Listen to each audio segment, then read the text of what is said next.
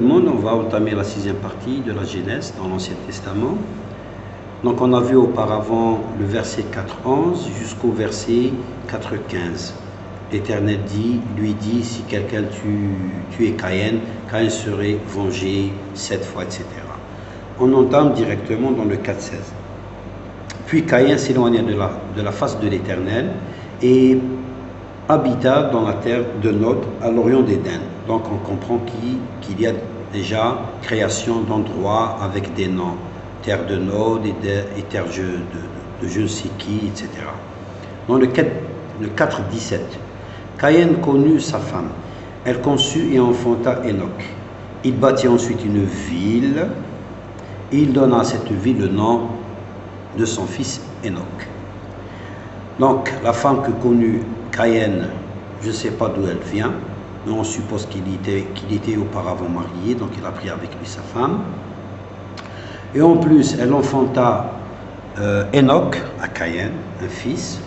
Et Caïn a pu trouver la tranquillité et bâtir toute une ville, et non pas un lieu dit ou un petit village, donc une ville qui porta le nom de son fils.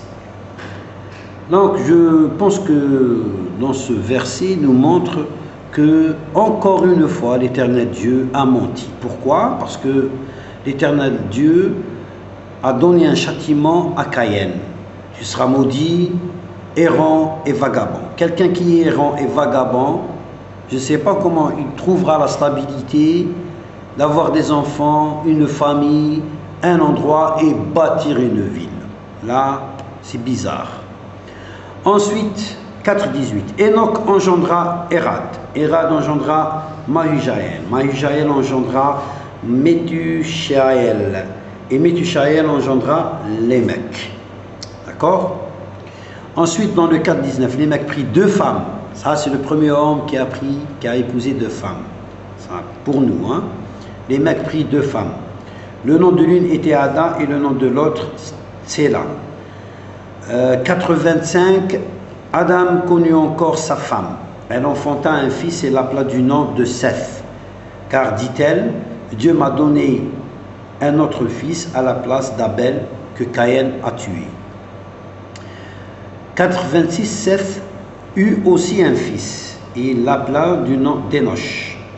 C'est alors que l'on commença à invoquer le nom de l'Éternel. Ce qui fait auparavant, il n'y avait pas cette, comment dirais-je, invocation. On n'invoquait pas l'Éternel Dieu. Donc je ne comprends pas, comment dirais-je, les présents de Caïn et de Abel. Alors, il y a aussi un truc à faire, une petite remarque. Je sais une chose, c'est que Caïn a eu un fils qui s'appelait Enoch. Et de Enoch, Irad. Irad, Mahujaël. Mahujaël, Matushaël, Lémec. Même Seth a eu dans sa progéniture Enoch, ensuite Lémec. D'ailleurs, Lémec, c'est lui le père de Noé.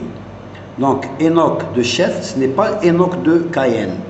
Et Lémec, lui aussi, ce n'est pas Lémec issu de Caïn. Il est le père de Noé, il est issu de Seth. Ok? Donc Lémec, c'est ici on parle de Lémec, on va entamer Lémec qui vient de Seth, le bon. D'accord? Donc 5:1, voici le livre de la postérité d'Adam.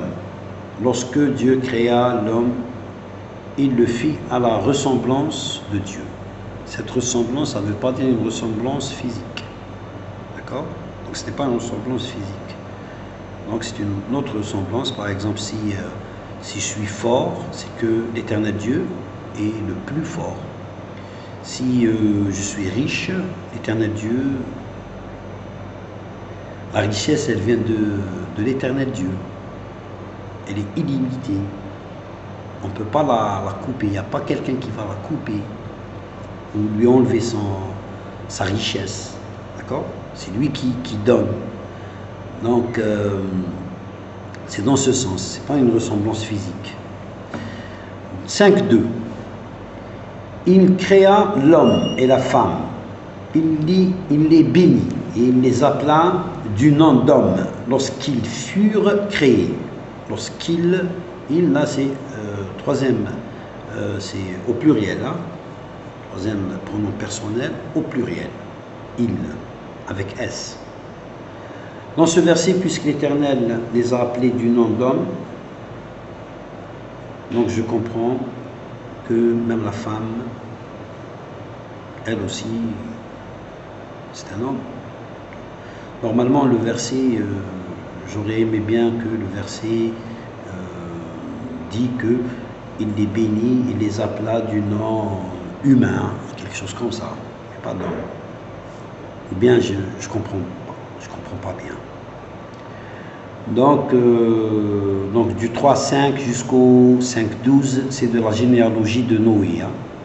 Donc je vais pas raconter ça. Ensuite, on a 5.22. Enoch. Enoch, là, c'est le fils de Seth, et non pas de Caïn. Enoch, après la naissance de Methushalah, marcha avec Dieu 300 ans, et il engendra des fils et des filles. 5.23. Tous les jours d'Enoch furent de 365 ans. 5.24. Enoch marcha avec Dieu, puis il ne fut plus parce que Dieu le prit. Dans le temps, on pouvait marcher côte à côte avec Dieu, avec l'éternel Dieu. Maintenant, on ne peut pas. 5.28. Lémec, âgé de 182 ans, engendra un fils. 5.29. Il lui donna le nom de Noé, en disant, celui-ci nous consolera de nos fatigues et du travail pénible de nos mains, provenant de cette terre que l'Éternel a maudite. Là, il fait allusion à Caïn, le maudit, le criminel. Voilà, et merci, et à la prochaine.